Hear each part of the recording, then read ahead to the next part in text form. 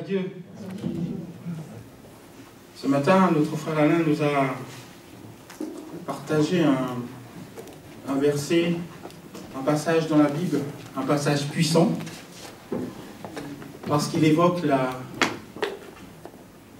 le choix de Jésus. C'est une femme qu'il a choisie pour l'embaumer. Vous savez, ce texte annonçait la crucifixion de Jésus, la mort de Jésus. Le rôle de la femme dans la Bible, Jésus seul l'a choisi. Et Jésus sait pourquoi. Après, ce texte, nous pouvons encore le développer, le chercher à comprendre, mais c'est un message fort qui doit résonner dans notre vie, dans notre cœur. Amen. Amen. Ce matin, avant de commencer, nous allons prier, Seigneur.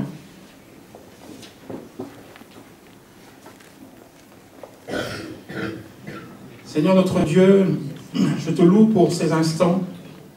Je te loue pour ta présence dans ce lieu. C'est vrai que quand tu es là, quand ta présence est parmi nous, nous nous sentons bien. Et Seigneur, tu entends les soupirs, tu entends les cris des cœurs ce matin. Et Seigneur, tu veux répondre ce matin à ces cris, Seigneur. Seigneur, nous voulons être disponibles pour toi ce matin. Nous voulons que tu répandes toute une richesse dans ce lieu. Nous voulons ressortir de ce lieu transformé par ton Saint-Esprit.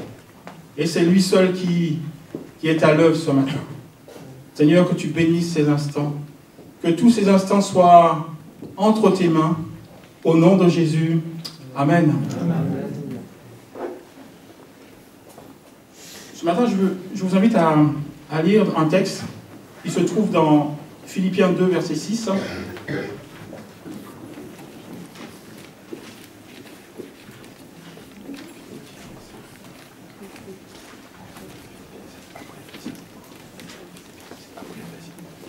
Philippiens 2, verset 6.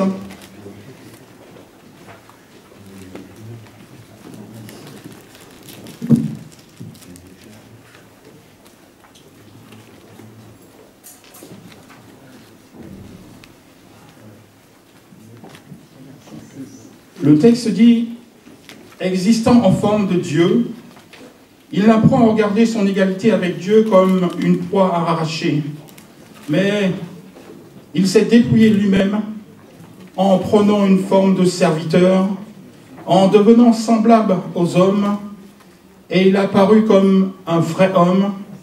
Il s'est humilié lui-même, se rendant obéissant jusqu'à la mort, même jusqu'à la mort à la croix.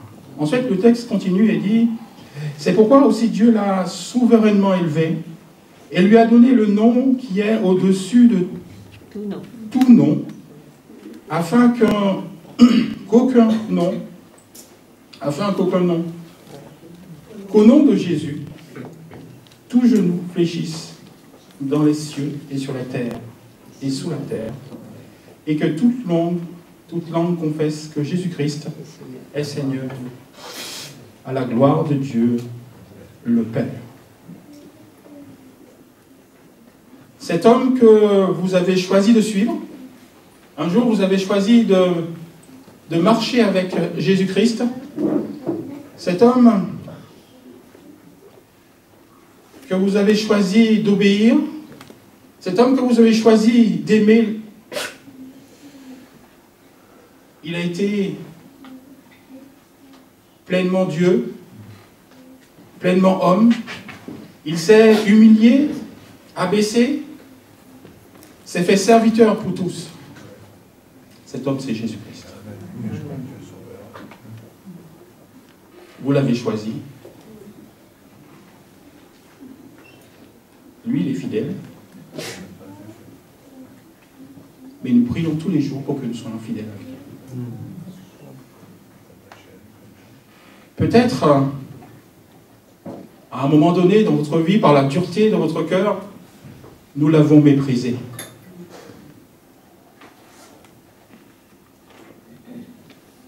Ce terme méprisé, nous le retrouvons dans Ésaïe 53.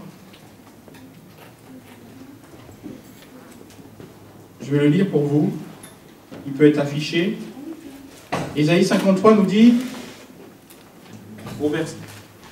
53 au verset 3, il nous dit « Mépriser et abandonner les hommes, hommes de douleur et habitués à la souffrance, semblable à celui dont on détourne le visage, nous l'avons dédaigné. Nous n'avons fait de lui aucun cas. » L'Écriture le dit. Ce texte parle de moi. Ce texte nous parle. Ce texte nous pointe du doigt. Il dénonce mon attitude.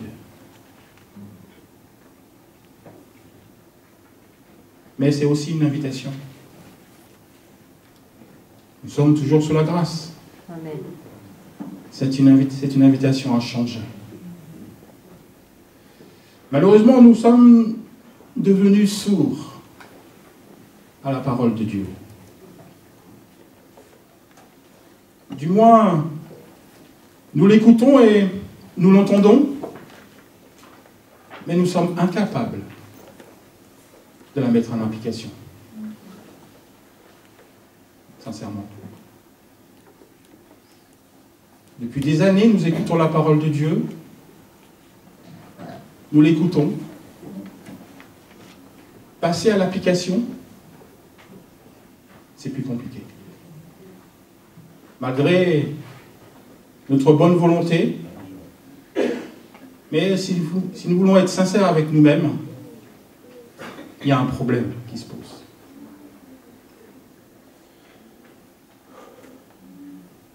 Il y a le psalmiste dit, c'est dans le psaume 119, verset 57, il dit, j'aime beaucoup ce texte, vous savez, Dieu s'est donné à la croix pour nous, il a fait sa part, et le psalmiste dit, ma part, ô Éternel, je le dis, je le proclame, c'est de garder ta parole. Et moi, je peux aller plus loin, et vous, comme moi, on peut le dire, on peut le confesser. Ma part, ô Éternel, c'est de garder la foi. Hein, parce que ça peut résonner aussi dans ton cœur. Ma part, ô Éternel, c'est de marcher avec notre Dieu, avec Jésus. Ma part, ô Éternel, c'est d'obéir.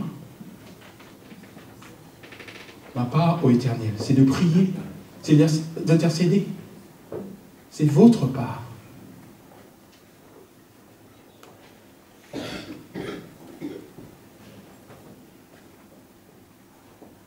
Quelquefois, dans notre vie chrétienne, on a la sensation de ne pas avancer. Dans le langage courant, on dit si on n'avance pas, on recule.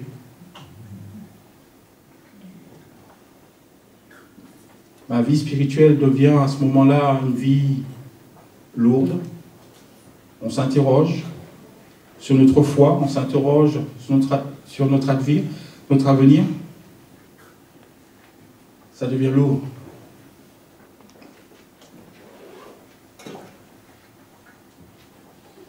Lisons maintenant dans Matthieu 11, verset 29.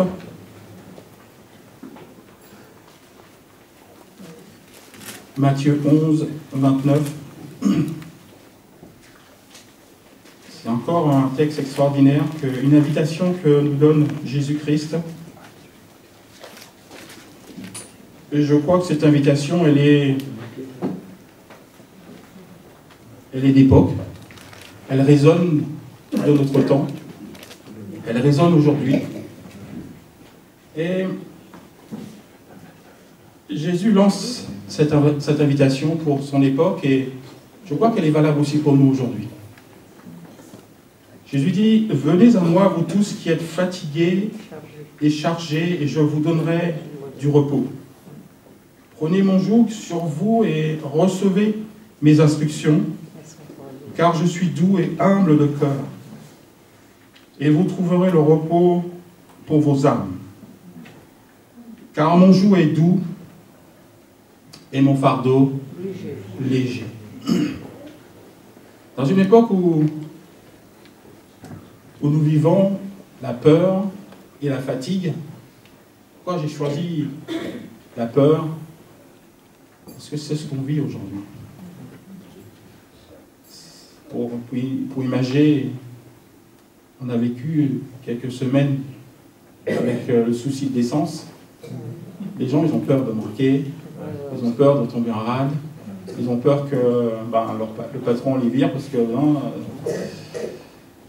tu te débrouilles, tu cherches l'essence, tu as une mission, il n'y a pas de souci, tu fais ce que tu veux, tu y vas. Je ne veux rien savoir. Et aussi la fatigue. Et la fatigue, c'est un souci de notre époque. Parce qu'au travail, pas seulement au travail, au foyer, on en a tous ras. Et un autre mot qui est d'actualité aussi, c'est le burn-out.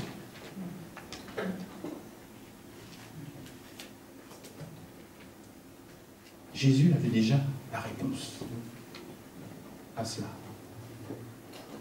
Il l'avait déjà, mes chers frères et sœurs.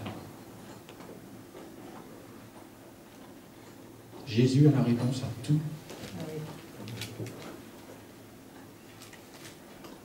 Il suffit de saisir dans sa parole ses promesses. Jésus nous invite à travers l'évangile, cet évangile qui porte un message d'espoir, au cœur sec, au cœur desséché par les épreuves du monde, le désert de cette vie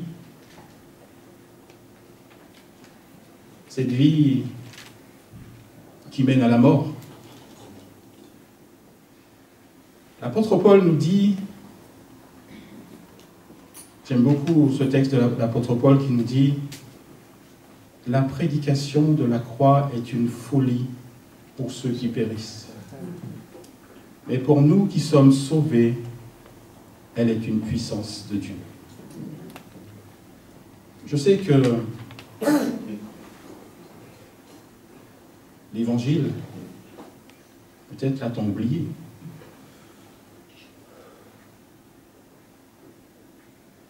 Écoutez ce que dit l'apôtre Paul.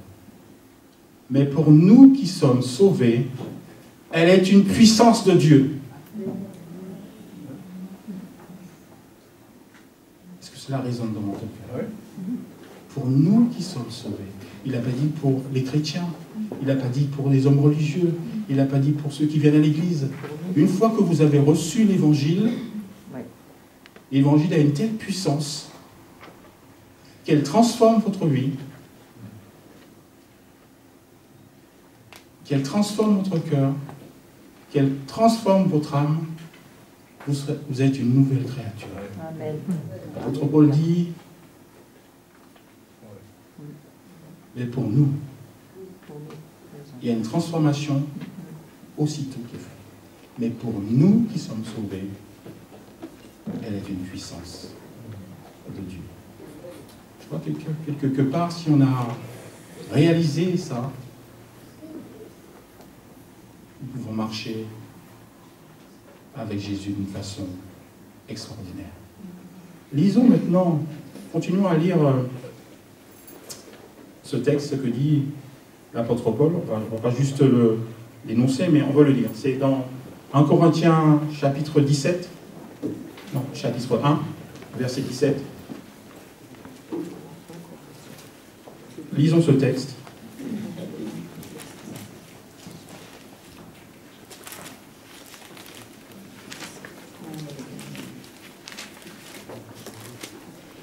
L'apôtre Paul dit, ce n'est pas pour baptiser que Christ m'a envoyé, c'est pour annoncer l'évangile. Et cela sans la sagesse du langage, afin que la croix de Christ ne soit pas rendue vaine. Car la prédication de la croix est une folie pour ceux qui périssent, mais pour nous qui sommes sauvés, elle est une puissance de Dieu. Plus loin, au verset 23, il nous dit « Nous prêchons Christ crucifié, scandale pour les Juifs et folie pour les païens, mais puissance de Dieu et sagesse de Dieu pour ceux qui sont appelés tant Juifs que Grecs. Car la folie de Dieu est plus sage que les hommes, et la faiblesse de Dieu est plus forte que les hommes. » Ensuite, au verset 29, il dit « Afin que personne ne se glorifie devant Dieu. Or, c'est par lui que vous êtes en Jésus-Christ, qui par la volonté de Dieu a été fait pour nous sagesse, justice, sanctification et rédemption. Afin, comme il est écrit, que celui qui se glorifie dans le Seigneur. Amen. Tout revient à Jésus-Christ. Je voudrais rajouter encore quelque chose qui se trouve dans 1 Corinthiens chapitre 2, verset 14. C'est une condition pour percevoir, pour entrer dans cette dimension spirituelle. Sans cela, nous serons toujours des spectateurs des choses de Dieu. Le chapitre 2, verset 17 dit « Mais l'homme naturel n'accepte pas les choses de l'Esprit de Dieu. » L'homme naturel n'accepte pas. L'évangile est annoncé, vous ressentez tout de suite un rejet ou un cœur ouvert. Vous rejetez l'évangile ou vous acceptez. Est-ce que vous avez déjà eu cette sensation? Oui. Quand on parle du Seigneur. C'est une puissance de Dieu.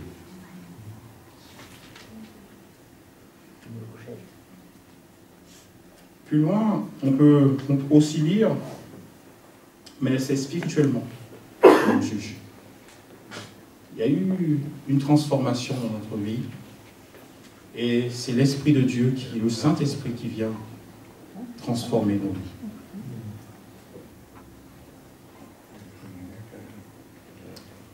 Vous savez, tout ça prend sa source à la croix. La croix, c'est la source de toute chose. Et je voudrais juste imaginer avec vous qu'un instant, regardez Christ crucifié à la croix. Alors, je ne sais pas si on peut prendre des images, hein, mais imaginons un instant Christ crucifié à la croix et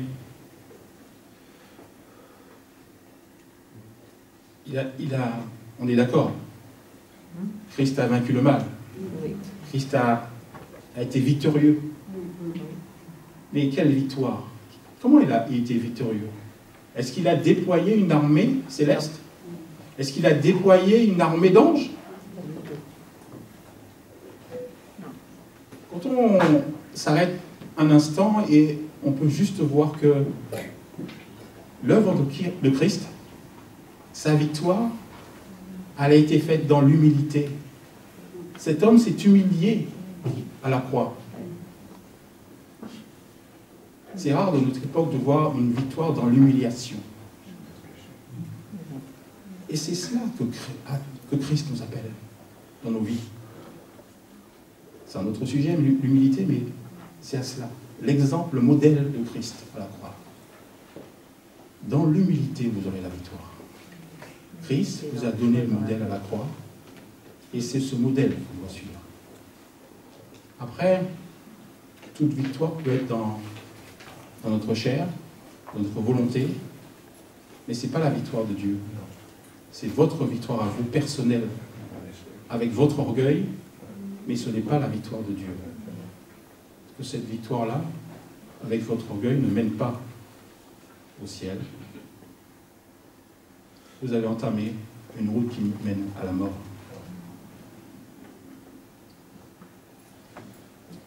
Et quand je regarde la croix, je me dis, quel déploiement de puissance. Quelle victoire. Quel modèle, quel exemple extraordinaire qu'il nous a donné à la croix. Et moi, j'étais passé à côté de cela. Parce que je n'avais pas compris la croix. Et combien parmi nous n'ont pas compris encore l'œuvre de la croix? Elle est extraordinaire. Si on se penche sur l'œuvre de la croix, il y a un trésor. Christ. Si vous enlevez le Christ de votre chemin spirituel, C'est la mort. c'est la mort. Ça n'a plus aucun intérêt.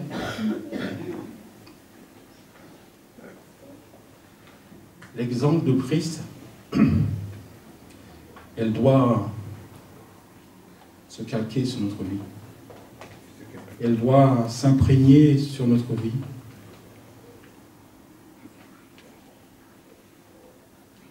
Dieu veut te répondre ce matin. Dieu veut nous répondre ce matin à nos questionnements, à nos doutes, à nos lassitudes. Parce que nous voulons marcher avec notre propre volonté. Et encore, l'apôtre Paul nous parle à travers cette humilité, quand il dit, vous connaissez bien ce texte, il répond au Seigneur Jésus et il dit, c'est le Seigneur Jésus Dieu qui lui répond, il dit, ma grâce te suffit, c'est dans la faiblesse que ma puissance se manifeste pleinement. Je sais que c'est un message qui est difficile à entendre, qui est difficile à mettre en application dans notre vie quotidienne, mais elle est essentielle.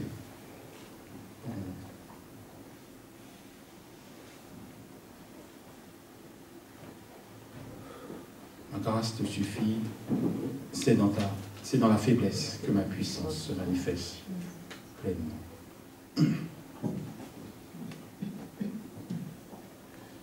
Je ne veux pas être rempli d'orgueil, parce que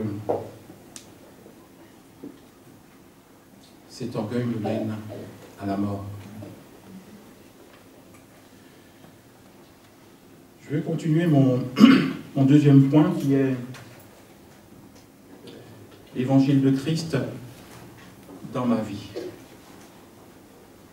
Rappelons-nous l'invitation de Jésus et ce que porte l'évangile. Aujourd'hui, si nous voulons replacer le message de Christ dans notre vie, si nous voulons replacer le message de Christ dans notre vie quotidienne, nous nous confrontons à une réalité déjà établie dans notre vie. Des règles déjà établies. C'est un constat. Nous avons établi nos propres règles. En réalité, je me suis éloigné de notre Dieu. Ce que je veux dire par là, c'est que imaginons que vous invitiez Jésus dans votre vie, chez vous.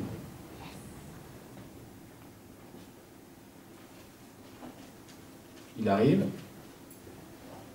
et Jésus, ça, on a changé, c'est plus comme ça, ça, maintenant, on ne fait plus comme ça, c'est mieux pour nous. On a fait des compromis maintenant, on a fait quelques petits changements.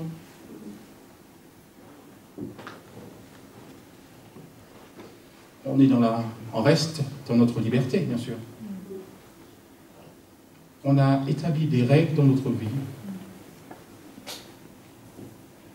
et nous avons oublié les règles de Jésus-Christ. Si nous Réfléchissons bien. Parce que les règles de Christ sont quelquefois trop rigides, trop dures à appliquer dans notre vie.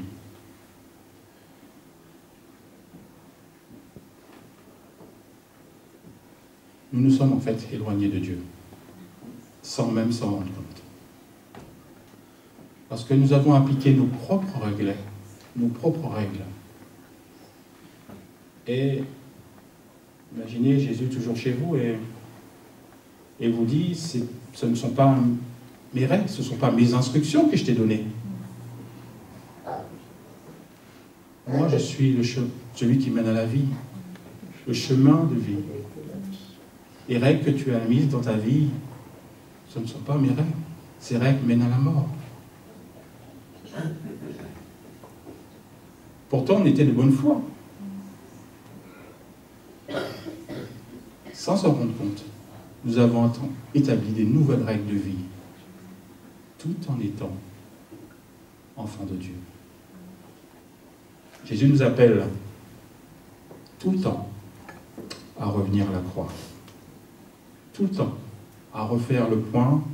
Et faire le point, c'est la parole de Dieu.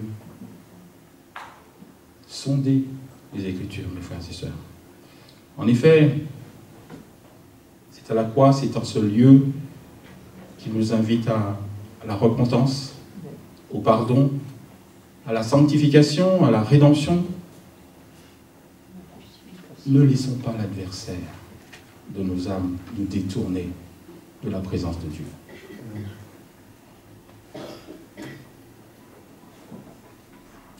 Lorsque nous vivons l'Évangile et qu'il prend place dans nos vies, il y a un élément important.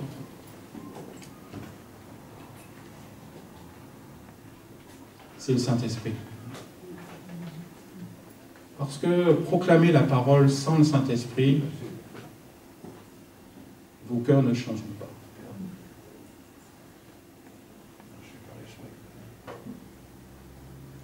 Et ce que Dieu veut faire, c'est que veut changer vos cœurs.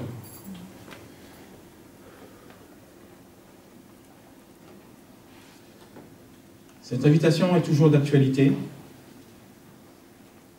Et Jésus frappe toujours au cœur, frappe toujours à la porte de votre cœur. Et vous constaterez que vous êtes toujours sourd à l'appel de Dieu.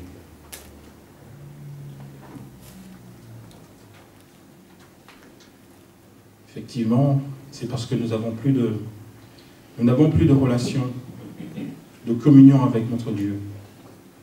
Nous avons perdu notre premier amour. Vous vous rappelez la première fois où vous êtes converti? Le zèle, le désir de faire plein de choses pour Dieu.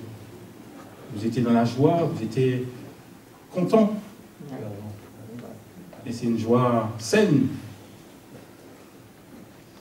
Nous avons perdu cette fraîcheur des premiers instants.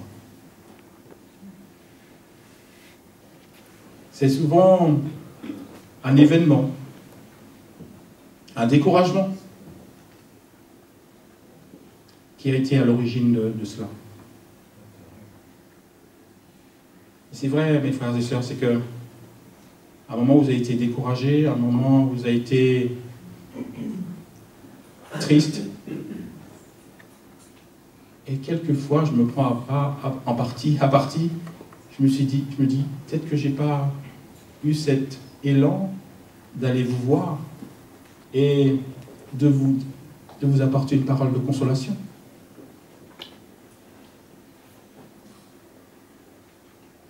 Est-ce qu'à ce moment-là, on n'a pas exercé plus de communion fraternelle?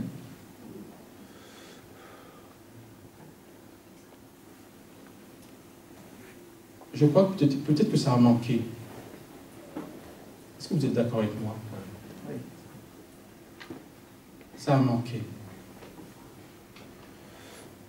On ne le dit pas, mais on le ressent, mais on a parmi nous. Est-ce que je peux dire à mon frère, j'aurais bien aimé un moment de prière, un moment de communion, une parole de sagesse, une parole d'encouragement.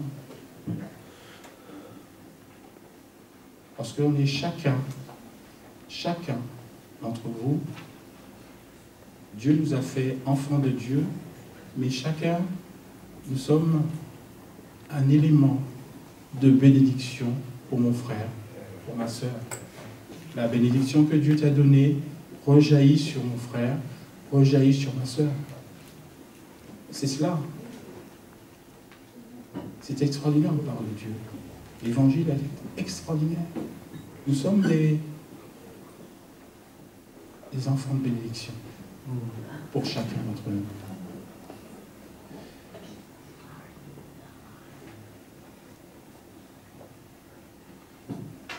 Est-ce qu'on peut se lever?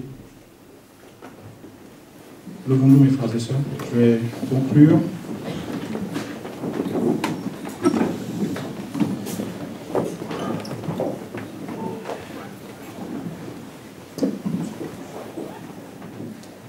C'est vrai, aujourd'hui, Jésus pose le regard sur toi. Et ce matin, nous voulons faire le point sur notre vie. Et il interroge à travers sa parole.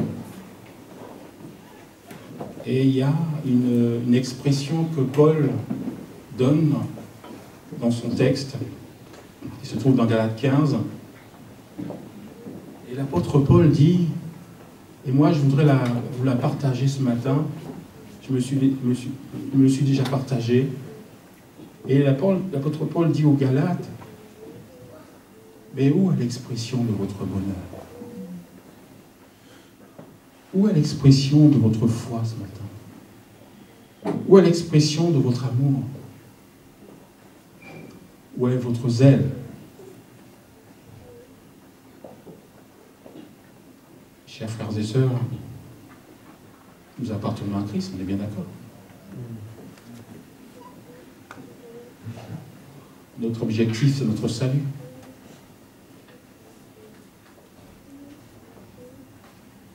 Qu'y a-t-il dans le message? Il n'y a pas autre chose que Jésus-Christ et crucifié. Christ a cette oreille disponible ce matin. Il écoute, il porte la lumière. Et ce matin, je voudrais que vous imaginiez, que vous ressentiez bien que Jésus s'approche de vous. Il écoute vos cœurs, il écoute votre esprit. Et en même temps, il porte la lumière. Cette lumière, c'est la vérité. Et il s'approche de vous et il éclaire. Il éclaire vos cœurs. Et vous savez bien, quand la lumière s'approche, on voit mieux. Et on voit mieux les zones d'ombre qui sont dans les cœurs, dans les profondeurs de l'âme. Et Jésus-Christ montre du doigt ces choses, ces lieux, ces coins qui sont sombres et qui sont cachés. Nous appartenons à Jésus-Christ. C'est lui le porteur de la vérité. Et ce matin, il veut vous le transmettre.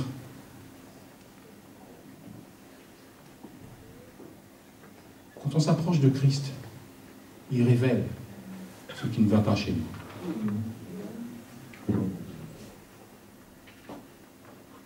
Quelque chose ne va pas.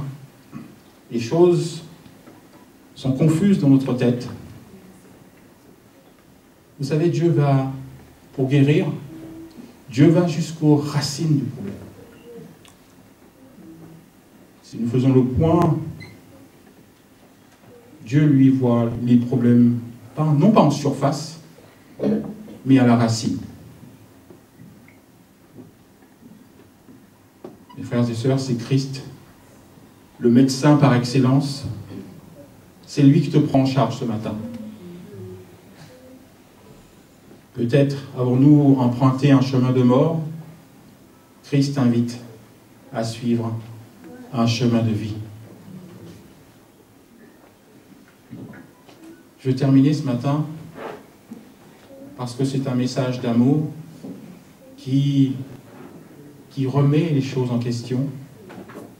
Et vous savez, Christ veut que tous, autant que vous êtes là ce matin, que nous partagions son repas dans le ciel avec lui. C'est son désir. Et je pense que votre cœur aussi est ouvert à cela. Est-ce que tu peux afficher Ésaïe 58, verset 12? Ésaïe 58, verset 12, je lirai ce passage et ensuite je terminerai. Ce verset est extraordinaire, c'est le verset pour nos vies. Il dit, l'Éternel sera toujours ton guide. Il rassasiera ton âme dans les lieux arides et il redonnera de la vigueur à tes membres. Tu seras comme un jardin arrosé, comme une source dont les eaux ne tarissent jamais. Amen. Ce matin, on ne le fait pas souvent. Est-ce qu'on peut le relire à la première personne, ce texte? Tous ensemble. Ça n'a pas été mis? Comment? Ésaïe 58, verset 12.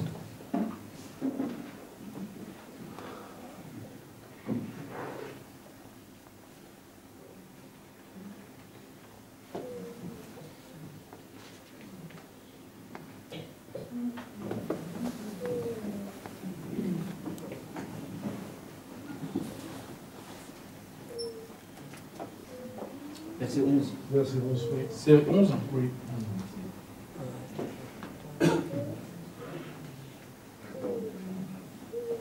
On y va?